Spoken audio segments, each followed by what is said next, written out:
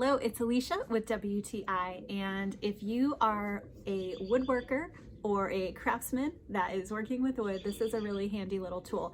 This is from Delmhorst, and this is a wood moisture meter. It is super simple to use. All you have to do is remove the top.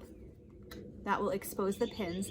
You can check this to make sure that it is calibrated. If it gets to number 12, then you are good to go.